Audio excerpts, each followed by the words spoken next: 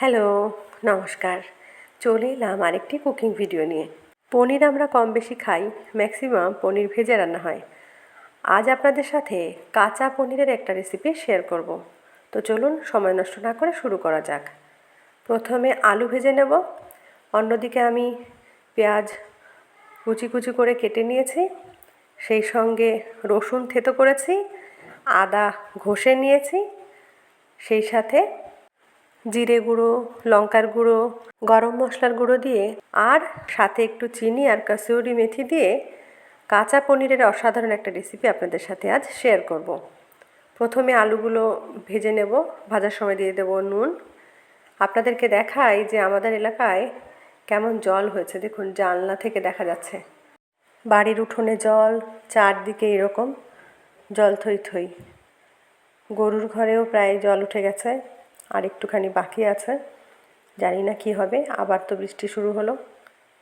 আলু আমার দেখুন মোটামুটি ভাজা হয়ে গেছে, এদিকে গরম জল করে নিচ্ছি। এই জলের থেকে আমি আমুল দুধ গুলে নেব, আর বাকি জলটা আমি পনিরের মধ্যে দেব। ফোড়নে দিলাম গোটা গরম মশলা, জিরে, তেজপাতা আর শুকনো লঙ্কা। এবার দিলাম কুচনো পেঁয়াজ। দেখুন আলুগুলো লাল লাল করে ভেজে নিয়েছি। এবার একটু নাড়াচাড়া করে দিয়ে দেব থেতো করে রাখা রসুন। আসলে আমি ঝামেলা করতে চাইনি, শর্টকাট করার জন্যই এগুলো থেতো করে দিয়েছি। আপনারা চাইলে বেটেও দিতে পারেন, খুব বেশি ইনগ্রিডিয়েন্টস লাগেও না, আর অনেক সহজেও হয়ে যায়। আরও সহজ করার জন্য মশলা না বেটে সমস্ত মশলা থেতো করে দিতে পারেন, সেই সাথে ঘষেও দিতে পারেন। এবার দিলাম টুকরো করে রাখা টমেটো আর ঘষে রাখা আদা। এবার ভালোভাবে কষিয়ে নেব। কষানোর সময় অল্প একটু জল অ্যাড করব, দিলাম একটু নুন। এবার দিয়ে দেব অল্প জল, যাতে করে সমস্ত ইনগ্রিডিয়েন্টসগুলো একে অন্যের সাথে মিশে যায়।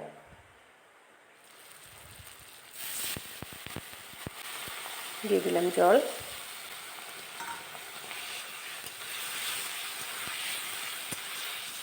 এবার দেখবেন সমস্ত মশলাগুলো খুব সুন্দরভাবে একে অন্যের সাথে মিশে যাবে। টমেটোর টুকরোগুলো যেহেতু একটু বড় রেখেছি, সেই জন্য একটু জল দেওয়াতে সুবিধাই হলো, টমেটোগুলো অনেক তাড়াতাড়ি সিদ্ধ হয়ে যাবে। এবার দিলাম জিরে গুঁড়ো,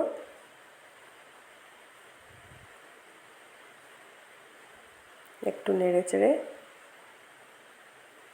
এর মধ্যে দিয়ে দেব লঙ্কার গুঁড়ো দিয়ে দিলাম।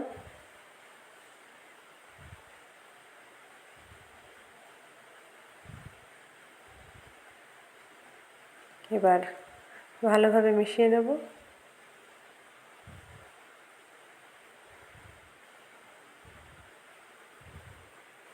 এবার দিলাম হলুদ গুঁড়ো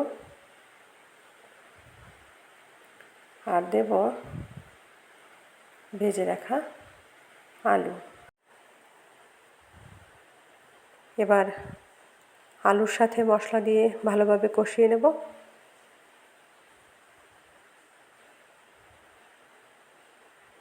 মশলার সাথে আলু যেন খুব ভালোভাবে মিশে যায়।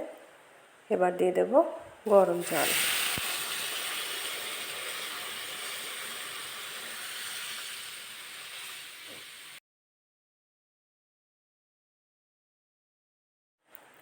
জল দেওয়া হয়ে গেলে এবার এর মধ্যেই আমি টুকরো করে কেটে রাখা পনিরগুলো দিয়ে দেব।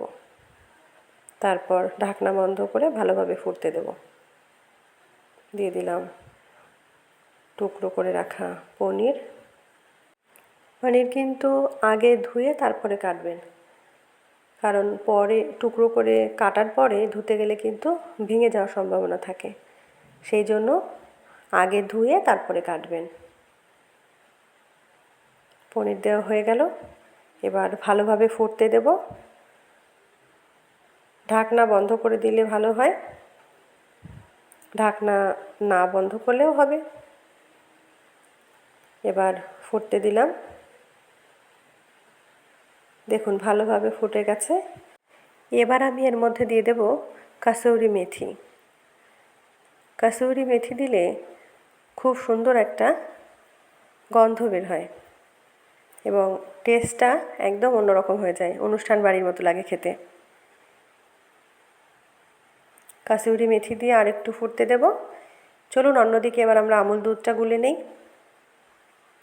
গরম জল নিয়েছি, তার মধ্যে পুরো 1 প্যাকেট আমুল দুধ দিয়ে দেব। আমুল দুধ যে কোনো সবজিতে দিলে কিন্তু সবজির টেস্ট অনেক গুণ বেড়ে যায়। বিশেষ করে মালাইকারি বলুন বা এই পনিরের রেসিপি, এরকম কিছু কিছু রেসিপিতে আমুল দুধ দিলে পুরো খাবারের স্বাদটাই কিন্তু পাল্টে যায়।